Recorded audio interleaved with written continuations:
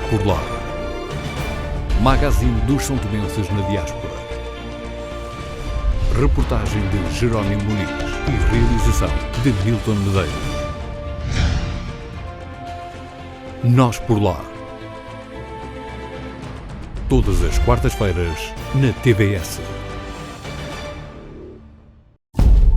Mais de 25 anos de conhecimentos e partilha da experiência, contribuindo para realizar sonhos, construir vidas, realizar projetos, apoiando causas sociais, apoiando a saúde, a educação, cultura e o desporto, procurando sempre estar mais próximo dos seus clientes, quer sejam famílias, empresas, estabelecendo parcerias e parceiros para melhor servir a cada dia os são-tomenses, contribuindo para o desenvolvimento económico e social do nosso país.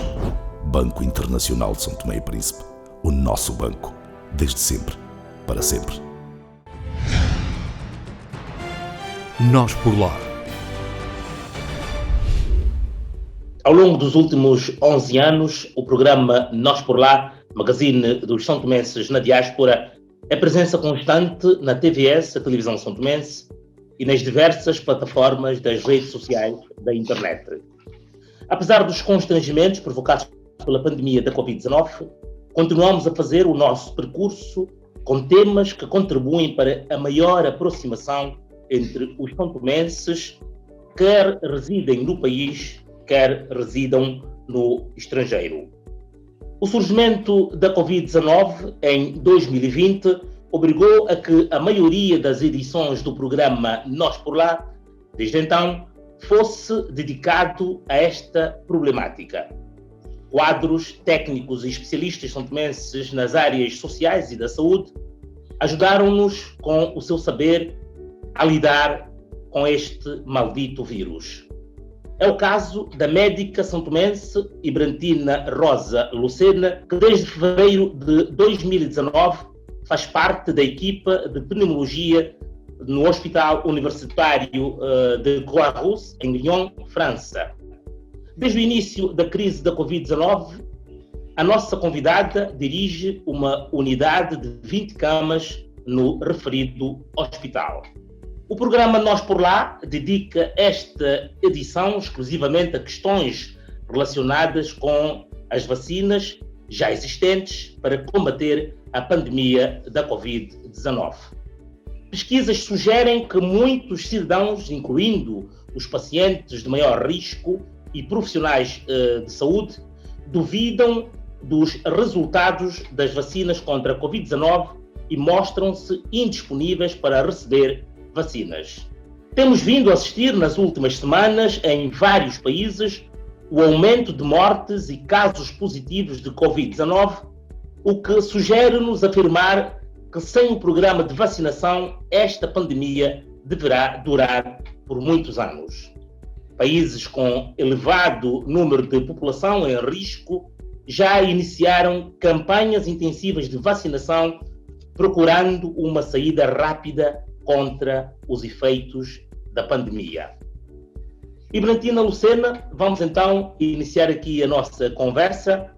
Qual é a sua opinião sobre as diversas vacinas contra a Covid-19 que estão a ser administradas por todo o mundo? Bom, olá, programas por cá, olá, Jerónimo. Uma vez mais agradecer-vos por dar a oportunidade de participar nesse programa e dar o meu contributo. Vou passar a responder a tua pergunta, mas antes eu queria fazer uma pequena introdução. Como você bem disse, essa pandemia já conta com mais de 2 milhões de mortes ao nível mundial, que é algo imenso. Eu acho que nem a gripe espanhola teve tanto ou quase pouco e nem sequer terminamos ainda a pandemia. Vemos que a evolução é cada vez mais importante e cíclica. Quando a gente pensa que estamos outra vez na segunda e alguns países da Europa, já estamos mesmo na terceira vaga. Como acabar ou como frenar, como se diz, como travar essa epidemia, eu acho que a única forma é mesmo a vacinação. Houve momentos que se falou quizás conseguir uma imunidade coletiva de forma geral para poder travar a epidemia. Hoje em dia, com o conhecimento da evolução do vírus, sabemos que isso não é possível, porque as pessoas, quando têm a doença e desenvolvem os anticorpos de forma natural, esses anticorpos são um pouco duradouros, têm uma duração de vida entre 3 e 6 meses, onde ele confere a imunidade. A partir daí, a pessoa pode recontaminar-se. Então, a única forma de podermos conseguir essa imunidade coletiva e praticamente ao mesmo tempo é com a vacinação. Então, como você bem disse, há muitas pessoas que estão céticas à vacina, vemos muitos vídeos que falam não sei se é teoria de complô ou coisas, a dizer não, temos que ter cuidado porque essa vacina foi muito rápida, saiu muito rapidamente, o que é que vamos injetar coisas nos organismos ou a vacina vai mudar o nosso patrimônio genético. Há muitas especulações que eu acho que temos que parar e pensar e ver que na medicina o que é hoje não é o que foi ontem, e o que é hoje não será amanhã. Medicina 2 e 2 não são 4, e graças aos cientistas, graças às pessoas que dedicam-se à investigação, a medicina é o que é hoje. Nós fazemos a medicina baseada na evidência, e uma coisa que existe também na medicina, temos que valorar sempre o risco e o benefício. Hoje em dia, o benefício de uma vacina é muito mais importante, vai trazer muito mais resultados que riscos. Ok, que existem alergias, etc. Ok, mas é importante a vacinação. Nesse momento, para falar das vacinas que existem atualmente a circular, temos vários tipos de componentes, não? O que nós chamamos de plataforma, não? Existem 3 tipos principais. Há o tipo clássico, que normalmente se baseia num vírus que é inteiro ou inativado, que já se utilizou antigamente nas vacinas conhecidas como de rubeola, sarampião, etc. Nesse caso, é uma componente do SARS-CoV-2, que é a proteína spike, não? Na coroa do vírus, onde é a proteína que penetra no organismo, que é para agarrar-se à célula e proliferar-se. É através dessa proteína que alguns laboratórios utilizaram para fazer a vacina. É inativado. Nesse caso, temos o que é a vacina da Sanofi SK, que já não sairá. Temos o caso da vacina da Novavax. Temos outra plataforma que é de novas tecnologias, como temos a plataforma do ARN, o ARN mensageiro, que foi utilizada pela Pfizer e a Moderna. E depois tem outro tipo de plataforma, que é onde se utiliza um vírus que é super conhecido. Nesse caso, se utilizou o adenovírus, que é o vírus clássico da gripe, onde, à sua vez, pegou-se o que é a proteína S-spike do SARS-CoV-2, combinou-se e fez a vacina para que, como se fosse, utilizou-se o adenovírus como um vetor para produzir essa vacina com a proteína S do SARS-CoV-2.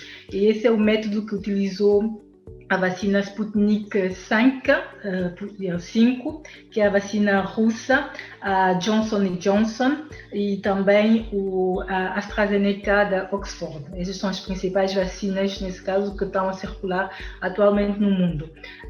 A Pfizer e a Moderna, vocês sabem que é algo que se utiliza sobretudo na Europa, também se utilizou muito nos Estados Unidos. Recentemente está a ser aprovada a vacina da AstraZeneca na Europa. A Sputnik, a Novavax e a Johnson & Johnson. A Johnson não se utilizou também nos Estados Unidos, mas as outras se utilizou sobretudo nos países do Médio Oriente, Brasil, alguns países da África. E voilà, acho que são as principais vacinas que estão atualmente no mercado. Os pacientes que já tiveram Covid-19 podem ser vacinados? Sim, efetivamente podem e devem ser vacinados, mas se aconselha esperar pelo menos 3 meses para serem vacinados. Como eu expliquei, a imunidade inata, uma vez que você teve o Covid-19, o organismo é capaz de criar os anticorpos de forma natural, e esses anticorpos, como têm uma duração de vida entre 3 e 6 meses, então se aconselha as pessoas que já tiveram a Covid-19 esperar uma média de 3 meses antes de serem vacinadas.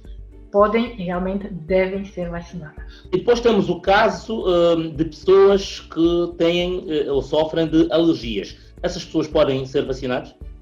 Sim, no protocolo de vacinação, efetivamente, todo mundo pode ser vacinado, mas, claro, há que ter certas precauções. As pessoas que tiveram, isso também, o que nós dizemos é que depende de que tipo de alergias. Eu participei na campanha de vacinação. As pessoas que tiveram, por exemplo, reações anafiláticas importantes, como edema de Quincke, etc., se recomenda fazer a vacinação no meio hospitalário, supervigilados, porque no nosso programa de vacinação, os pacientes chegam, são vistos pelos médicos, interrogatório, etc. Pergunta se já teve algum tipo de alergia, que tipo de reação foi. As que realmente tiveram um choque anafilático, se aconselha a não se vacinar imediatamente antes de fazer uma consultação com um alergólogo. Mas aquelas que tiveram reações mínimas, por exemplo, um pouco de urticária ou o que seja, faz-se a vacinação, faz-se no meio hospitalário, faz-se a vacina a pessoa, ela vai para uma sala onde tem um período de surveillance, de vigilância de mais ou menos 15 minutos, porque se realmente vai fazer algum tipo de reação adversa grande, um choque anafilático, esse choque anafilático normalmente seguido a um produto injectável, normalmente acontece nos primeiros minutos. Então, 15 minutos mais ou menos é um tempo suficiente para, caso houver algum tipo de alergia importante, acontecer.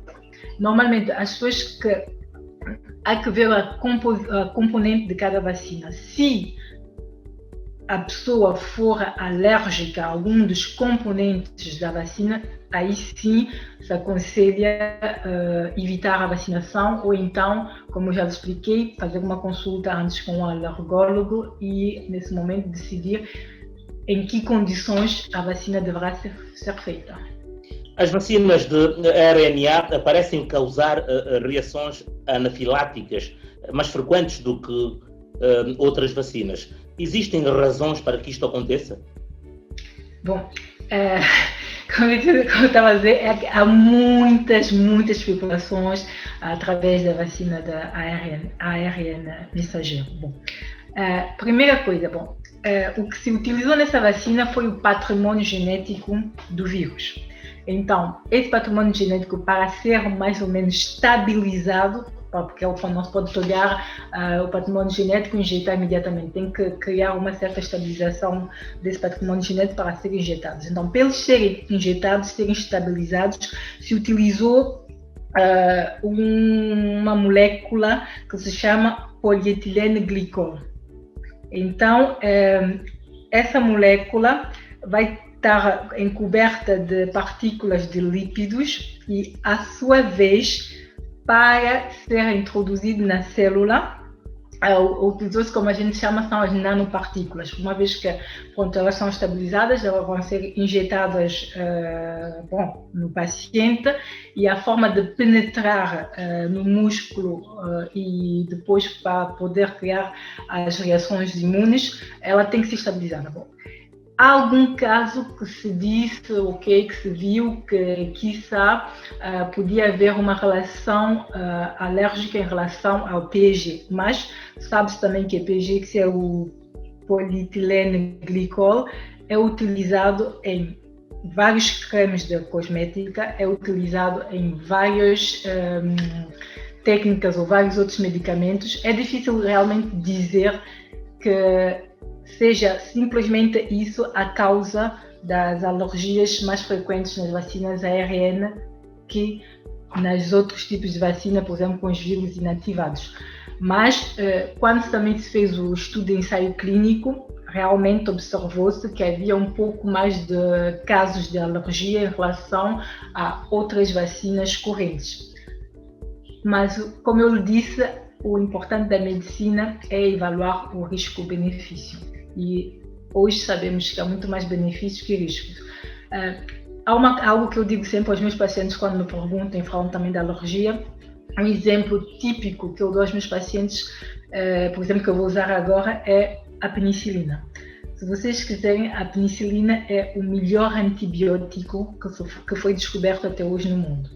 E a penicilina já salvou milhões e milhões de pessoas.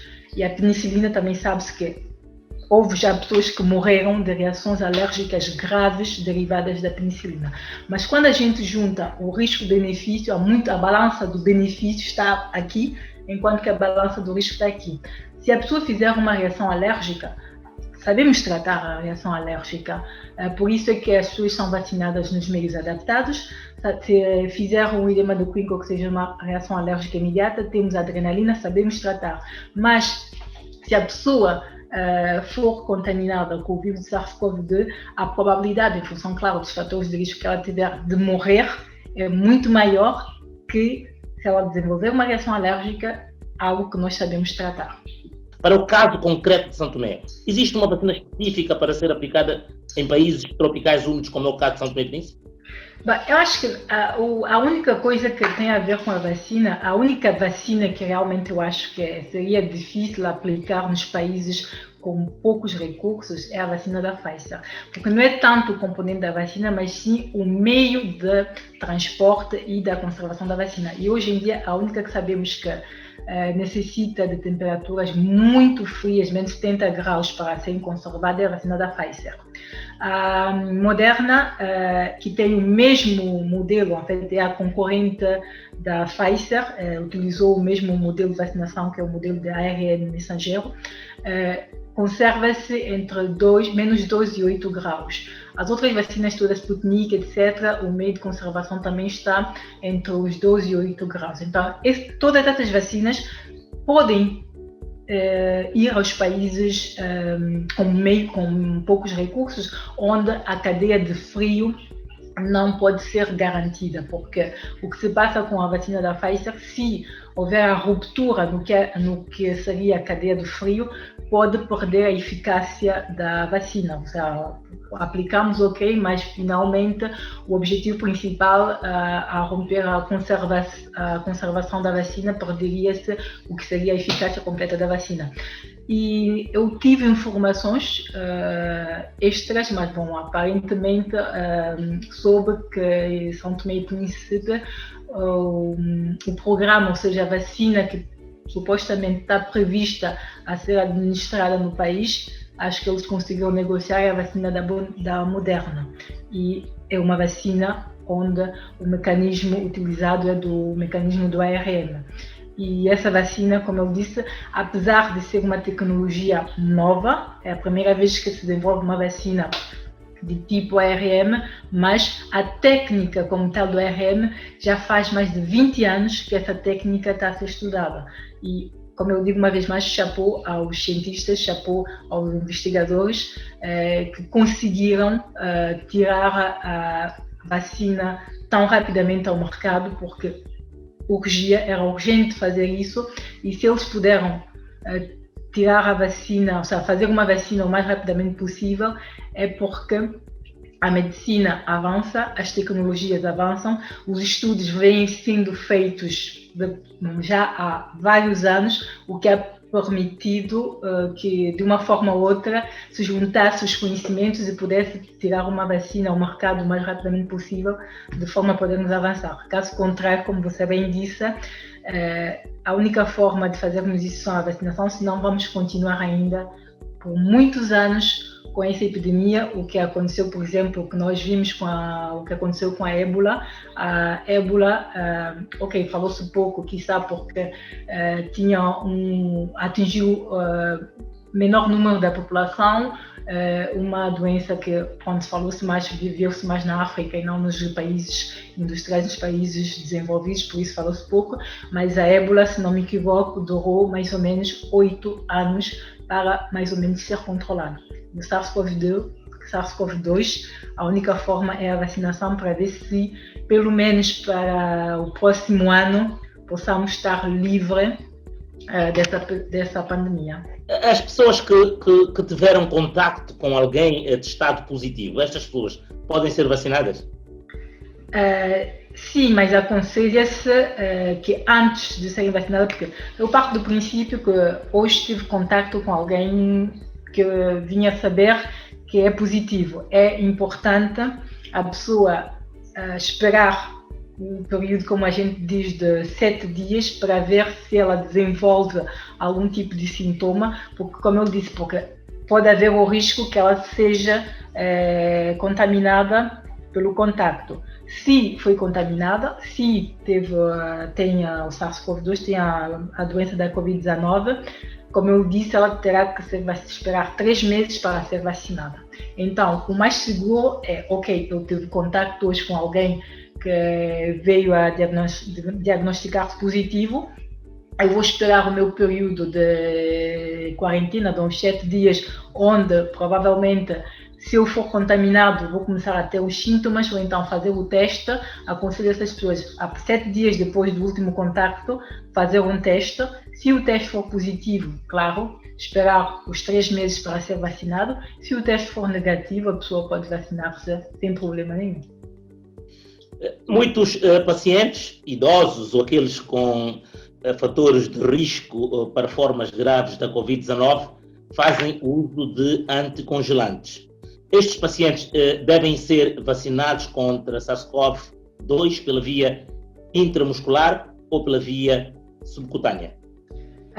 É importante dizer que todas as vacinas atualmente no mercado da SARS-CoV-2, a via de administração é a via intramuscular.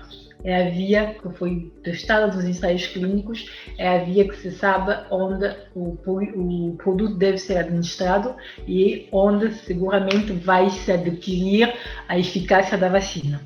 Sim, os pacientes com anticoagulação devem ser vacinados, porque eles têm fator de risco, mas a gente sabe, pelo facto de terem anticoagulantes, serem tratados com anticoagulantes, têm um risco de sangrado, por ser uma vacina intramuscular, penetra profundamente no músculo, tem os vasos sanguíneos, há um risco de hemorragia. Para esses pacientes, o que aconselha é que, uma vez feita a injeção, deve-se fazer uma compressão, um penso compressivo de mais ou menos 15 a 20 minutos, mesmo ir até meia hora, e depois tirar para fazer bem o ponto de hemostásia, não? A compressão muito forte no sítio para promover a hemostásia natural e evitar, nesse caso, a hemorragia devido à injeção intramuscular. Seguimos então a nossa conversa. Hoje estamos aqui no programa Nós por Lá a conversarmos sobre esta temática das vacinas de combate à Covid-19. A vacinação através de RNA de Covid-19 é contraindicada para que grupo de pessoas? Em princípio, não há nenhum tipo de contraindicação específica à vacina da ARN. A única, como eu expliquei, a única contraindicação seria os incipientes, que ver a composição da vacina, seriam os incipientes da vacina. Mas há alguns que outras pessoas que devem ter precaução ao administrar a vacina, mas contraindicação absoluta não existe nenhuma. Não sei, por exemplo, há o caso de menores de 18 anos. Menores de 18 anos, quando se fez o ensaio clínico, não se incluiu esse tipo de população. As crianças também não se incluiu. Por quê? A gente tem que ver, porque todo mundo sabe hoje que o SARS-CoV-2, a população de risco, a população que desenvolve sintomas mais importantes, o tipo da população que morre, não? Que os que mais morreram são pessoas maiores. A maior parte de menores de 18 anos, mesmo crianças, desenvolveram quadros assintomáticos ou quadros muito leves. Então, o objetivo da vacinação é proteger realmente a população a risco. E a população que realmente tem mais risco de morrer são os maiores. Então, hoje em dia, não está indicado, para dizer, porque não houve estudos, ensaios clínicos que provassem, não está indicado em crianças, porque as crianças não foram cibladas no ensaio clínico, as crianças não são os que têm maior risco de desenvolver doença grave, então elas não foram cibladas, e poderia dizer que efetivamente seriam elas que está como contraindicação, digamos, relativa, não diria absoluta, relativa. E também, como tudo, nas mulheres grávidas, porque nós não sabemos efetivamente como há muitos medicamentos que estão proscritos nas grávidas, quizá pelo risco de atingir o feto ou algo que nós não sabemos. Voilà. Eu diria que seria mais ou menos dois tipos de população que podia-se falar de contraindicação, mas não uma contraindicação absoluta. Simplesmente porque não houve estudos clínicos, eles não participaram nos ensaios clínicos que pudessem demonstrar que há uma maior efetividade. Portanto, no caso concreto de São Tomé e Príncipe, temos muitos diabéticos, muitos hipertensos. Essas pessoas podem tomar vacina? Podem e devem, porque os riscos, a população conhecida por desenvolver quadros graves e maior parte de mortes são populações. O facto de ser homem, voilà, porque a incidência de casos graves é maior no sexo masculino que no sexo feminino. Homem, diabético, hipertenso, obesidade ou sobrepeso são fatores de risco para desenvolver quadros da doença da Covid-19 mais graves. Então, devem ser vacinados. Como eu disse, a população maior, a partir dos 50 anos, mesmo a partir dos 30 anos, todo mundo, claro, há que priorizar, porque vocês também estão a ver que há uma penuria, infelizmente, da vacina, há uma penuria no que é nas encomendas, então deve-se priorizar, fazer uma campanha onde vamos primeiro começar com as pessoas que têm riscos maiores de desenvolver quadros graves ou as pessoas que estão mais expostas ao vírus diariamente e à medida que elas forem vacinadas, então tentar abranger o máximo possível da população. Hipertenso, diabético, obeso, todos os fatores de risco, é importante de serem vacinados. Que prazo deve ser observado entre vacinas Covid-19 e outras vacinas? Bom, prazo é assim. Outra coisa que é importante dizer que todas as vacinas da Covid-19 que estão hoje no mercado, elas têm 2 doses. A primeira dose, como a gente diz, G0, que deve ser seguida da segunda dose em função das vacinas. Umas são 28 dias depois, outras podem ir até 1 mês e meio, 2 meses, mas pronto. Tem uma primeira dose onde, com a primeira dose, consegue-se uma imunidade de mais ou menos 50% para atingir a imunidade que foram desenvolvidas em vários estudos, por exemplo, a vacina da Pfizer. Os estudos demonstraram que tem uma eficácia de 98% a 99%, a da Moderna tem a eficácia por volta dos 94%, a AstraZeneca agora diz que para as pessoas maiores de 65 anos a eficácia torna em volta dos 64%. Pronto, há que fazer uma primeira dose, onde se consegue os 50% da imunidade e 3, 4 semanas depois fazer a segunda dose para ter a imunidade, digamos, quase ao 100%. O que se aconselha, efetivamente, é que, como fala-se, há tanta especulações de alergias ou efeitos secundários, etc., se aconselha que, efetivamente, quando se está a fazer a vacinação da SARS-CoV-2, evitar fazer outra vacina qualquer entre uma e a outra, entre a primeira e a segunda dose de SARS-CoV-2, também para evitar a competição por qualquer tipo de vacina.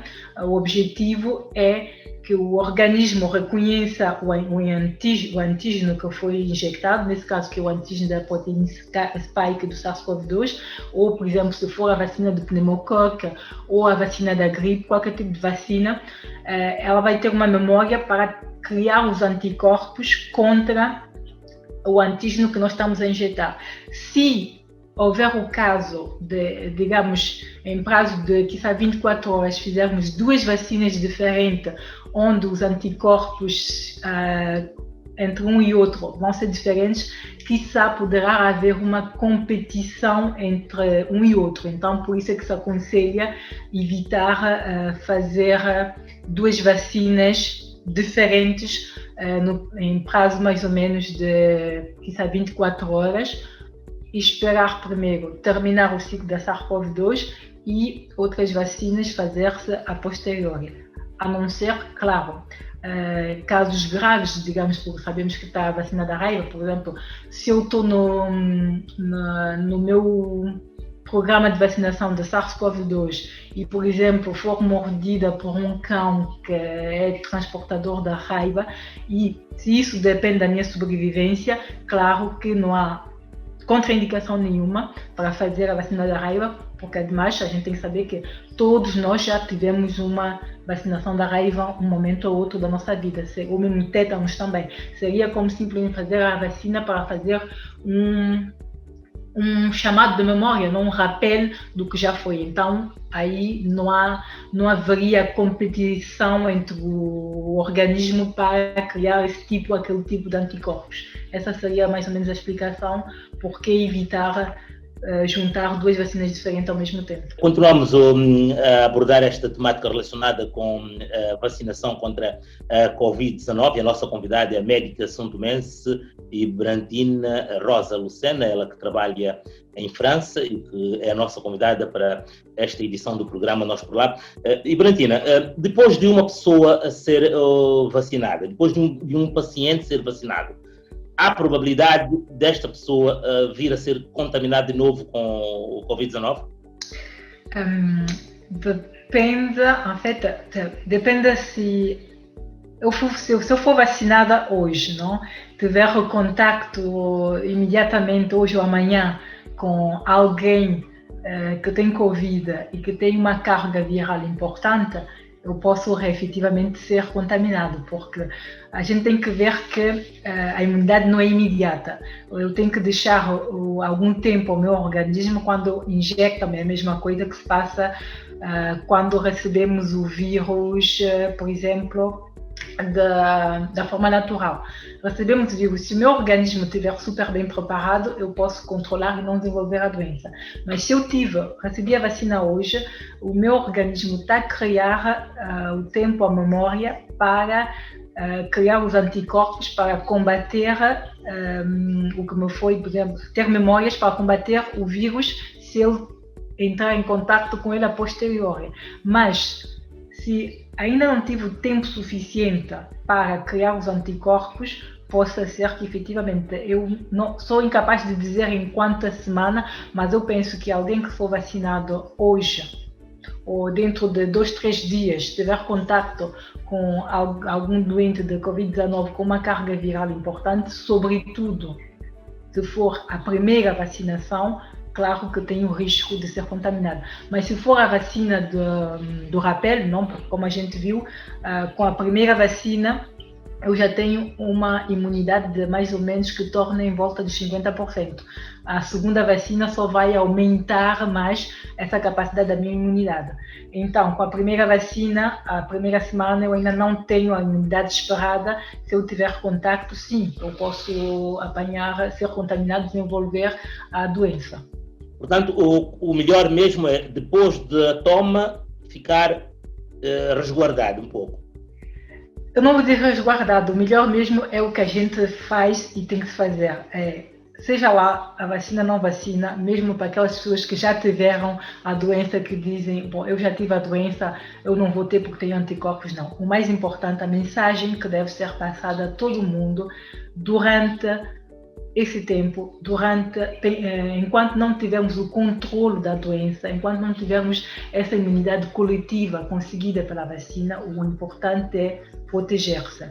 Distanciamento social, o uso da máscara, a higiene das mãos, é isso que é importante. Temos que seguir essas instruções, é a única forma, claro, conjuntamente com a vacina, para podermos mitigar essa doença. Caso contrário, não sei o que será de nós daqui a alguns anos mais.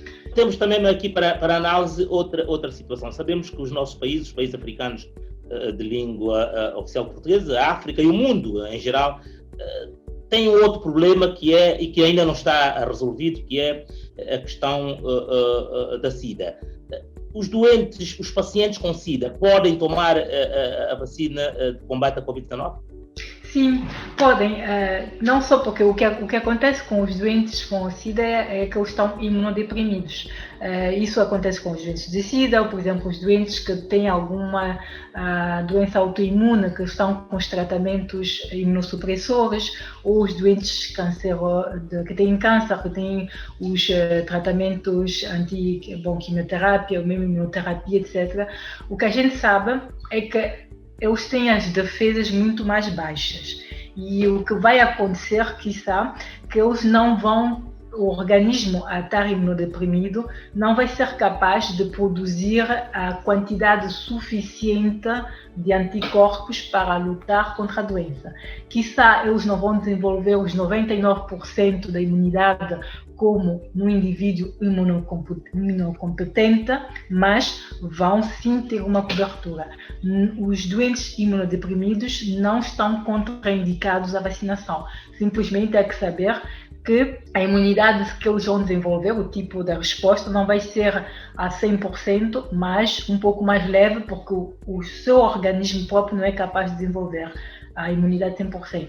E outra coisa, por exemplo, todas as vacinas que atualmente estão no mercado contra a SARS-CoV-2 têm a possibilidade de desenvolvem tanto a imunidade humoral, que é através dos anticorpos, como a imunidade celular, que é através dos linfocitos e as células natural killer, etc, etc. Então, é importante vacinarem-se sabendo que os pacientes imunodeprimidos terão que ter, o cuidado de pensar e se protegerem ainda mais com todas as medidas que nós sabemos de segurança para evitar o contágio da SARS-CoV-2, porque ao serem imunodeprimidos não vão desenvolver os anticorpos a 100% como um imunocompetente.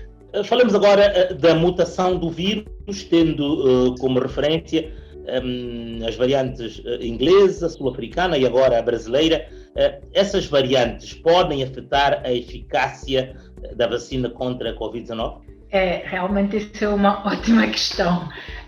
Inicialmente houve receios com relação a isso e eu acho que ainda vai continuar a haver, porque se formos ver os diferentes tipos de vacina, eu agora no outro dia eu estava a tentar entender as coisas, porque as vacinas que só foram desenvolvidas através da Sputnik, as que utilizaram a coroa, a proteína Spike, que é para serem elaboradas, não? Essas vacinas, e sabemos que as mutações, normalmente, por exemplo, a mutação inglesa, o que eles dizem, porque o que mutou, vou vir atrás, o que mutou no vírus não é o patrimônio genético do vírus. As variantes todas que existem atualmente a circular, a mutação se realizou ao nível do que é a proteína Spike, que é a proteína S, que é a proteína, porque vocês, quando desenham o vírus, quando vemos o vírus, vemos uma bola com vários pontos de atração com a coroa. Então, o que mutou foi uma dessas proteínas que faz que o vírus, nesse caso na variante inglesa, que é super mais virulento, não que seja mais grave, mas tem a capacidade de ser mais virulento, de caso ser mais virulento, propagar-se mais facilmente. No caso da mutação sul-africana, eu acho que também falou-se da maior virulência e que está também de produzir casos um pouco mais graves com relação à SARS-CoV-2 típica, natural, a primeira que saiu. Da variante brasileira, não sei muito, mas deve estar também por aí. Então, quando surgiu todas essas mutações, houve uma interrogante: o que será da vacina? Será que vai haver uma certa eficácia? E houve estudos que foram feitos e continuam a ser feitos. A Moderna e a Pfizer já avançaram a dizer que sim, a vacina da ARN confere certa proteção a essas mutações, porque a vantagem da vacina da Moderna e a Pfizer é que elas não basearam-se no que é a spike, não a proteína spike do vírus, mas sim no patrimônio genético do vírus, que esse não mudou. Mas fala-se também, ok, elas vão ter uma eficácia contra essas mutações, mas que está muito mais baixa com relação a SARS-CoV-2 típico natural que saiu inicialmente e que talvez tenhamos que fazer um novo rappel, uma nova, por exemplo, para além do ciclo inicial que é uma nova atualização, digamos 6 meses depois, para, nesse caso, tentar ter uma maior cobertura. É a questão que surge, vamos ver como é que as coisas vão, as investigações vão decorrer. Como eu digo sempre, a medicina, devemos fazer medicina baseada na evidência e não baseada nas especulações e nos complôs. Sabe-se hoje que sim, existem mutações, sabemos que sim, pode haver uma cobertura com relação a essas mutações, vai conferir uma certa cobertura às vacinas, mas não tanto como na estirpe inicial do SARS-CoV-2 como saiu. E que está para adquirir essa imunidade que está mais ou menos idêntica, fazer uma atualização 6 meses depois. É esse o objetivo que queremos? Eu penso que não, mas vamos ver, deixar que a medicina continue a avançar, que as investigações continuem a ser feitas e a ver onde é que vamos parar com essa epidemia. Devemos nos preocupar com o surgimento de novas variantes da Covid-19? Sim, eu acho. Preocupar na medida em que, pronto, como a gente viu, né, a variante inglesa que é mais virulenta e depois, por exemplo, para os nossos países, o que sabemos hoje também que a variante inglesa não é tão facilmente, imagino, eu falo para a inglesa que é, pronto, é o que mais fala-se na Europa onde eu estou, a sul-africana que ainda não chegou tanto, mas deve ser a mesma para a sul-africana e brasileira.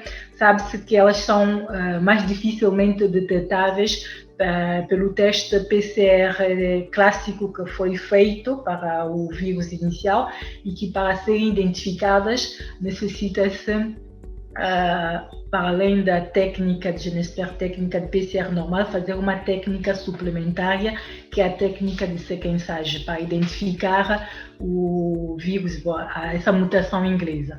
Então, é de preocupar-se, sim, preocupar-se, e a questão, como falamos de São Tomé, é dizer: será que os nossos laboratórios em São Tomé já estão preparados para detectar isso? Será que o grande número de falsos negativos que houve no país não são derivados efetivamente das mutações e que o laboratório não esteja muito bem preparado para identificar?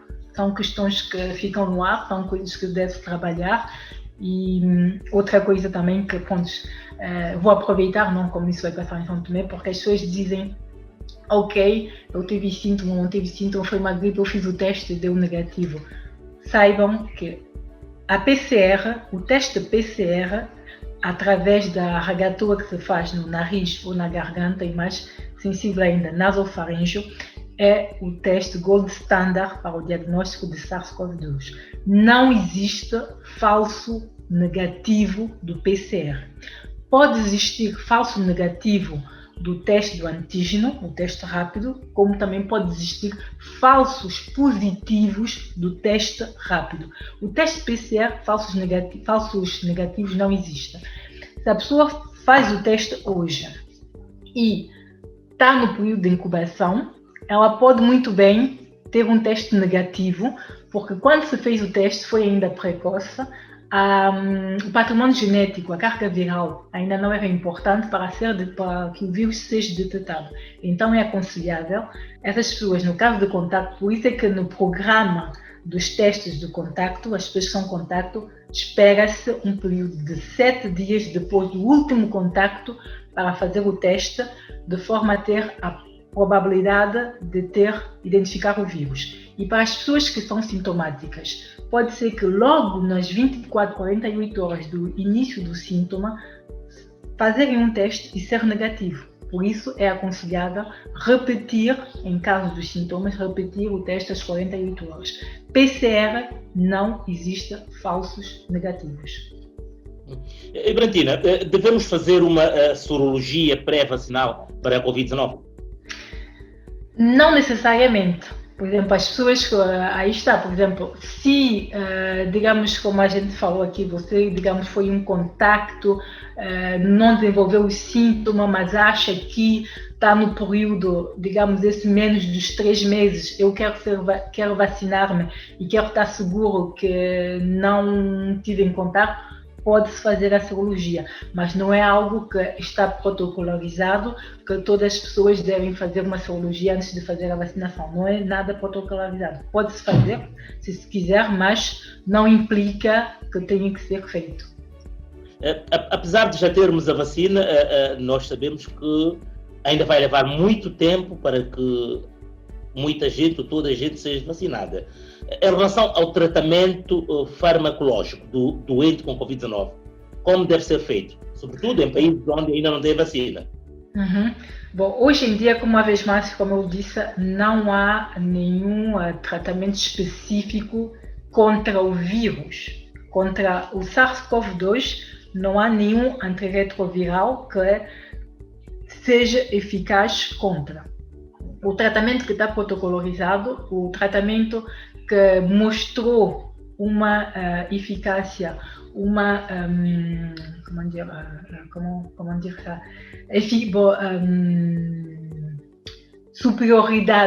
superioridade em termos de diminuição da mortalidade, diminuição de risco de quadros graves, é o protocolo que foi formalizado mundialmente, que foi publicado no New England Journal of Medicine e também foi publicado no Discovery, que é o protocolo que inclui a dexametasona, porque a gente sabe o que mata, ou seja, a doença da Covid-19 é uma doença sistêmica, é uma doença respiratória, mas também uma doença vascular.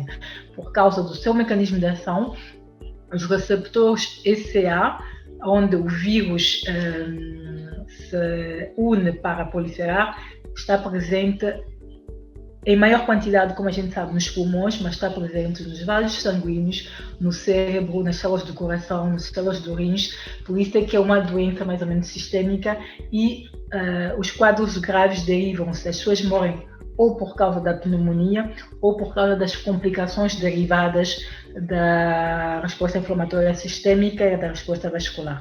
Então, sabe-se, o protocolo que indica, no caso das pessoas que estão hospitalizadas, oxigenorequerentes, ou seja, que têm uma indicação de oxigênio, está protocolarizado fazer a dexametasona 6 mg por dia intravenoso, fazer uma anticoagulação profilática bem conduzida em função do peso do paciente, em função da função renal do paciente, porque sabemos que a heparina ela é expulsa, não é filtrada pelos rins, e em função, se a função renal for normal, deve levar uma certa quantidade de heparina. Se a função renal for alterada, deve se adaptar à dose da heparina à função renal.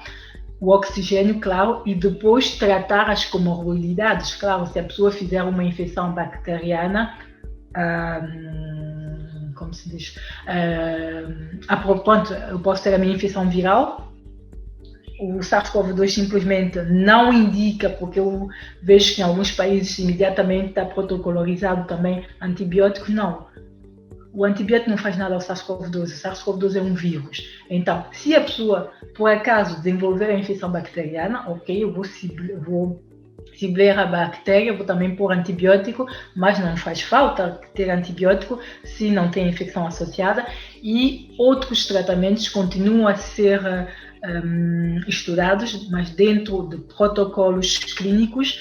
Por exemplo, está o tratamento com o plasma das pessoas que já tiveram, os pacientes curados de SARS-CoV-2. É um tipo de tratamento que está a se utilizar em termos de estudos clínicos, ensaios clínicos.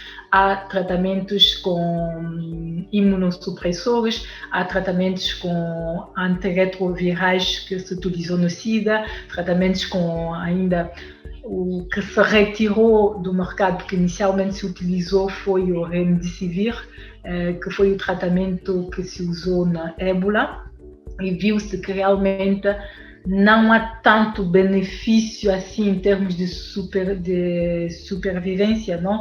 E em termos de pacientes graves, de evitar a reanimação. Então continua-se a utilizar, mas de forma compassional, não imediatamente, mas dentro de ensaios clínicos, porque também se viu que há muitos efeitos secundários derivados desse tratamento, alergias e outras coisas, por isso é que não se fala disso. A hidroxicloroquina, infelizmente, os estudos clínicos demonstraram que é mais deletério que fazer nada, que não fazer nada. Como uma vez mais as pessoas devem saber que o SARS-CoV-2, ok, há milhões de pessoas que já morreram de SARS-CoV-2, há milhões de pessoas que tiveram em serviço de reanimação, mas, e ainda bem, existem milhões e milhões de pessoas que passaram a doença de forma sintomática ou fizeram apenas um quadro leve. Neste caso, estamos aqui, portanto, já a abordar a questão de tratamento da insuficiência respiratória. Para o caso concreto de São Tomé e Príncipe, a oxigenação de alto fluxo é uma boa alternativa? A oxigenação do alto fluxo deve-se igualmente saber usar e quando usar. É a boa alternativa e, sinceramente, é uma das alternativas que se está a utilizar muito nos países do primeiro mundo, porque por isso é que eu digo, a medicina é algo tão lindo, por isso é que a gente deve ser medicina baseada na evidência, não na especulação. Inicialmente, quando a doença surgiu, quando ainda não entendíamos muito bem a doença, via-se que as pessoas desenvolviam imediatamente uma insuficiência respiratória e viu-se em toda a parte do mundo, praticamente todos os pacientes foram conectados a ventiladores. E houve uma penúria de ventiladores, teve-se que fabricar mais ventiladores, etc. À medida que fomos tendo conhecimento da fisiopatologia da doença, que não simplesmente é uma doença respiratória, mas também uma doença vascular, começou-se a ver que ventilar a pessoa imediatamente era mais deletério que não fazer nada. E hoje em dia sabe-se que é mais importante priorizar a oxigenação, já seja por oxigênio alto fluxo ou por técnicas como a CPAP, ventilação sim, mas não da forma tão precoce como nós utilizávamos antes, e tudo isso foi graças aos conhecimentos, às investigações que fomos fazendo, que nos permitiram chegar ao conhecimento que temos hoje. Estamos praticamente há 1 ano de Covid-19 e em 1 ano aprendemos muito dessa doença e vamos seguindo aprendendo. O oxigênio de alto fluxo é uma opção para São Tomé. Mais uma vez mais, eu acho que deve ser utilizado. Saber quando utilizar e por pessoas que sejam competentes e saibam o que estão a fazer. Porque utilizar por utilizar e quando, outra vez, não se tem sequer o controle de um gasometro para fazer a gasometria arterial, é um pouco manco, é um pouco manco, como o que se usa muito, né? É tipo dar um Mercedes ou um Jaguar, como disse uma colega, a quem não tem carta de condução. Acho que devemos adaptar. Queremos fazer isso? Sim, vamos fazer, mas antes de tudo criamos condições para que essas coisas sejam feitas da melhor forma possível, de forma protocolarizada, serem administradas por pessoas que têm conhecimento e sabem o que estão a fazer e não fazer porque nos outros países é o que se está a usar, então vamos fazer também. Voilà. Aí levantar-se a questão dos critérios de prescrição, né? Tudo a fé, isso mesmo. Claro, os critérios de prescrição. Há que ter o olho clínico, saber quando, em que momento o meu paciente está a entrar em falho respiratório, em que momento eu vou conectá-la. Conectar foi o que nós vimos com o ventilador. Conectar um paciente a ventilador precocemente foi deletério que esperar um pouco mais. E o oxigênio do alto fluxo é a mesma coisa. Em que momento o meu paciente está ao ponto de que ele necessita o oxigênio alto fluxo. E tudo isso é o olho clínico o hábito de ver pacientes críticos e quer saber em que momento, um exame clínico e, claro, adaptar-me aos meios complementares, onde, nesse caso, o mais importante é ter um gasiômetro para fazer a gasometria arterial, é o que vai me permitir não só introduzir o tratamento, mas adaptar o meu tratamento ao paciente que eu tenho face a mim, em função da evolução do paciente. Falamos agora um pouco dos critérios, digamos, de alta dos pacientes. Há um plano para isso? Sim, há um plano e eu acho que, por exemplo, o que eu vejo, por exemplo, por falar com alguns colegas, não, em São Tomé, o protocolo não é o único, mesmo em Portugal, não é o único em todo o sítio. Cada um utiliza mais ou menos em função do país, mas pronto. O mais importante para os pacientes que estão hospitalizados, que estão graves ou que foram graves, etc., o mais importante deve ser dado de alta quando, em caso da pneumonia, quando ele já não necessita do oxigênio para respirar, ou seja, a partir do momento que ele tenha uma boa saturação, que é o que se mede com o saturômetro do pulso, que essa saturação para um paciente sem nenhum tipo de comorbilidade respiratória deve ser superior a 94%. A partir do momento que ele é capaz de ter uma respiração espontânea adequada, não tem nenhum outro síntoma derivado da Covid-19, ele pode ir de alta. E outra coisa, não necessita um teste de PCR negativo para que um paciente seja considerado curado. O critério de curado baseia-se nos pacientes que foram sintomáticos a partir de 48 horas do último sintoma, que já não tenha febre, não tenha diarreia, não tenha tosse, ou que tenha uma mínima tosse, sem tomar nenhum tipo de antipiréticos, paracetamol, doliprano, que seja, sem ter febre, que eu já sou capaz de respirar espontaneamente, o paciente é considerado de alta e curado. Porque há coisas que se deve saber que, como eu já expliquei, o que nós vamos fazer, o que nós vamos procurar com a Ecovillon, quase que em português, a Razagatoa. Pardon? Sim. Voilà. Zaragatoa. A Zaragatoa, voilà. O que nós vamos buscar aí é o patrimônio genético do vírus. E o teste PCR, há pessoas que têm o teste, podem ter o teste 28 dias, 30 dias depois do primeiro teste ser sempre positivo, sem que a carga viral seja importante. Por isso é que outro método que está-se a utilizar muito na Europa é o CT. O CT, que é a carga viral. Faz-se o teste qualitativo. O teste qualitativo só diz se é positivo ou negativo. E então, se é o diagnóstico inicial, simplesmente faço o teste positivo e negativo. Mas, se é alguém que eu sei que já teve doente ou teve hospitalizado, estava a ir muito bem e aconteceu algo, vou buscar as complicações. Nesse caso, se eles quisessem dar de alta ao paciente, o mais importante não seria fazer o teste qualitativo, para dizer-me que sim ou não é positivo. Devia ser quantitativo, ok? Eu faço o meu PCR, vai me dizer é positivo, mas qual é a carga viral? A carga viral que é qualitativa. O cutoff, a margem de erro é 37. Digamos, se a minha carga viral, o CT, é inferior a 33, o paciente tem uma expressão da carga viral muito importante e ele é super contagioso. Se o CT estiver entre o 33 e o 37, tem uma carga viral moderada e ainda pode ser, digamos, o risco de contágio é moderado. A partir de uma carga viral do CT a 37, ele já não é contagioso. Ele pode ter a presença do teste PCR positivo, qualitativamente, mas a quantidade de carga viral do vírus presente nesse teste é mínima, que ele já não é contagioso. Então, essa pessoa pode ser dada de alta. Para as pessoas que são assintomáticas ou os que estão no domicílio, o critério de alta é normalmente 14 dias depois, se foi assintomático, é 14 dias depois do último contacto.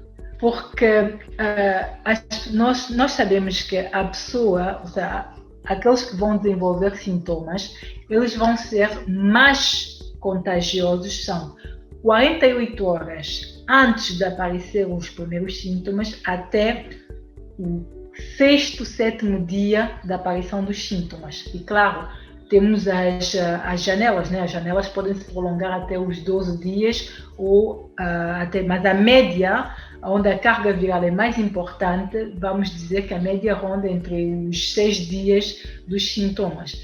Por isso é que é super importante ter isso em conta, e isso deveria entrar no critério de alta e não considerar a pessoa de alta ou curado pelo teste PCR. Sabemos que São Tomé e Príncipe, como muitos outros países subdesenvolvidos, sobretudo os africanos, latino-americanos, estão incluídos no programa COVAX, que é o programa de apoio aos países pobres na entrega das vacinas. São Tomé e Príncipe, para breve, poderá receber os primeiros lotes de vacina para o combate à Covid-19. Que conselhos é que daria aos profissionais de saúde em São Tomé e Príncipe, à população, às autoridades, relativamente ao receberem estas vacinas e como lidar com elas? Bom, primeiro que tudo, como eu disse, né, a ver que tipo de vacina vão receber, não? A mim, o que me chegou ao ouvido é que seria a vacina da Moderna. Foi o que eu ouvi dizer. Eu não sei se é verdade ou não. O que tá recomendado é que se alguém começou com um tipo, como você bem disse, né, nós infelizmente não temos o poder financeiro para decidir que tipo de vacina que nós queremos, como acontece em alguns países da Europa. Então, vamos ter que contentar com aquilo que nos vão dar. O que está aconselhado, o que está provado, é que se a pessoa começou com um protocolo da Moderna, que a primeira e a segunda dose sejam da Moderna. Se, por exemplo, a Sputnik 5, que seja a primeira e a segunda dose, seja da mesma vacina e não misturar. Porque o que se passa, o que está a passar agora, por exemplo, na Europa? Por que estamos a ver atrasos? Por exemplo, eu acho que deve acontecer em Portugal. Aqui em França, depois de um pequeno pré-eclâmpsia, começou-se a campanha de vacinação, começou muito bem, a aderência das pessoas que nem sequer pensavam, as pessoas aderiram, mas infelizmente, como a Pfizer anunciou que vai diminuir a produção por problemas técnicos, a todos os outros países a encomendar a vacina, há uma penuria o que é a livração das vacinas. Então, o que se fez está-se a garantir a segunda dose às pessoas que já foram vacinadas com a primeira dose. Tudo que é primeiro rendezvous para a primeira vacinação está tudo suspenso, porque é preferível fazer as 2 doses da mesma vacina, confirmar e garantir aqueles que tiveram a primeira dose e poderem ter a segunda dose, que fazer a campanha de dizer, ok, digamos, eu recebi 200 vacinas, vou vacinar todo mundo com a primeira dose e não sei quando é que eu vou ter a segunda dose. Então, acho que isso é algo que se deve ter em conta. Primeiro, ok, qual é o estoque, qual é a quantidade, o estoque de vacina que eu tenho? Esse estoque, para quanta população dá-me?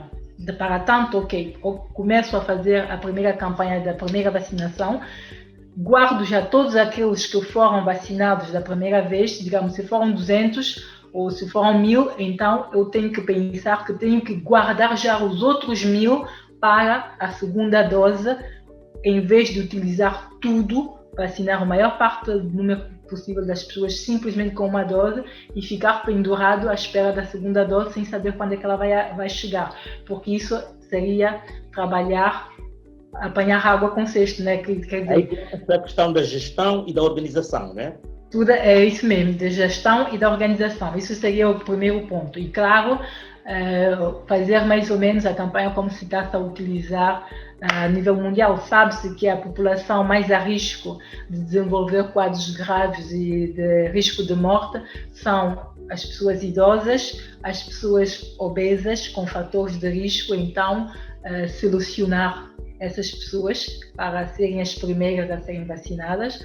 O pessoal sanitário, sim, mas o pessoal sanitário, por exemplo, eu acho que foi a campanha que nós utilizamos cá, não foi a mesma que se fez em Portugal, mas eu acho que, sinceramente, vendo a perspectiva das coisas e vendo a penúria da vacina, eu acho que foi a melhor coisa que se fez. Acho que em Portugal vacinou-se todo o pessoal sanitário confundido, menores, ou seja, jovens, adultos, obesos, fatores de risco, não. O que se fez cá, quanto ao pessoal sanitário, primeiro, todo o pessoal sanitário maior de 50 anos ou com fatores de risco para desenvolver quadros graves foram os que passaram primeiro. Todos os outros, porque a gente sabe que mesmo se fizer um quadro da Covid, vão fazer um quadro leve. Eu pessoalmente já fui exposta, no mês de outubro, apanhei Covid, tive um quadro, tive debaixo uma semana, foi como uma gripe enorme, dores de cabeça, febre, etc. Bom, vai lá, mas eu estou cá. Por isso, eu acho que o mais importante é garantir às pessoas, a vacinação das pessoas que têm a possibilidade de fazer quadros mais graves, onde elas poderiam falecer disso ou ter critérios de hospitalização, e os outros com menos fatores de risco deixá-los para posteriormente. E enquanto a vacina não chegue, temos que continuar a cumprir com rigor todas as medidas de prevenção. Foi o programa Nós por Lá. Hoje tivemos como convidada a médica são-tomense, Ibrantina Rosa Lucena, ela que trabalha em França, e que foi a nossa convidada e que nos veio aqui hoje explicar e falar sobre a problemática das vacinas contra a Covid-19. Para todos, boa tarde. Boa tarde, muito obrigada a toda a equipa uma vez mais. Mais de 25 anos de conhecimentos e partilha da experiência, contribuindo para realizar sonhos, construir vidas, realizar projetos, apoiando causas sociais, apoiando a saúde, a educação, a cultura e o desporto, procurando sempre estar mais próximo dos seus clientes, quer sejam famílias, empresas, estabelecendo parcerias e parceiros para melhor servir a cada dia os são-tomenses, contribuindo para o desenvolvimento económico e social do nosso país. Banco Internacional de São Tomé e Príncipe, o nosso banco, desde sempre, para sempre.